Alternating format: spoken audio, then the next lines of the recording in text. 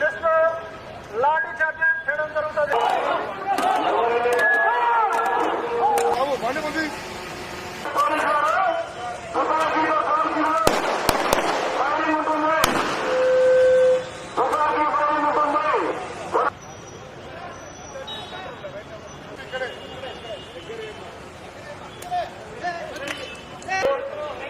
అలాగే 144 సెక్షన్ అమల్లో ఉంది. మనకు వస్తున్నటువంటి జూన్ 4వ తారీఖున ఎవరు కూడా షాప్స్ కానీ బట్టల షాపులు కానీ మన కడప పట్టణంలో జరుపుతున్నాము.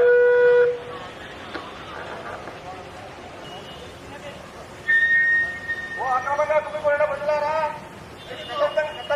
కుమ్మిపోయి ఉన్నారు. ఇక్కడ శుభ్రంగా చచ్చిపోవాలను చేయొచ్చు. దీనిపై పోలీసు వాళ్ళు కాల్పు జరపడం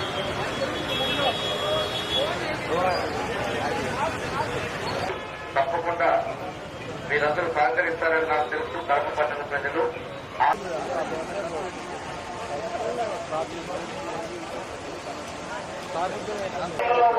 ఉండాలి.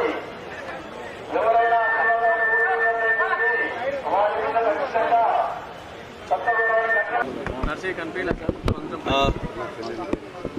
కడప పట్టణ ప్రజలకు, పట్టణంలో ఉండేటటువంటి పార్టీ నాయకులకు అందరికి కూడా మనకు కడప పట్టణము స్ట్రాంగ్ రూమ్ ఉంటుంది.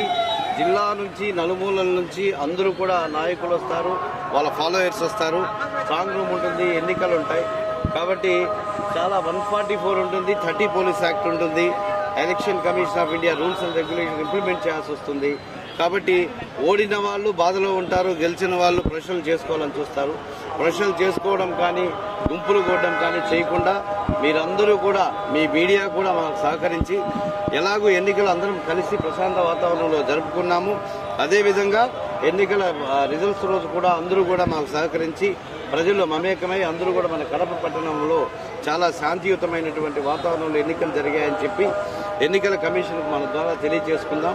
ఈ మెసేజ్ని మన జిల్లా ఎస్పీ గారు సిద్ధార్థ్ కౌశల్ సార్ తనగా అందరి ప్రజలకు, నాయకులకు చెప్పమని చెప్పడంతో మేమందరం సార్ తరఫున మీకు మేము ఆ మెసేజ్ పాస్ ఆన్ చేస్తున్నాం. థ్యాంక్ యూ అన్న.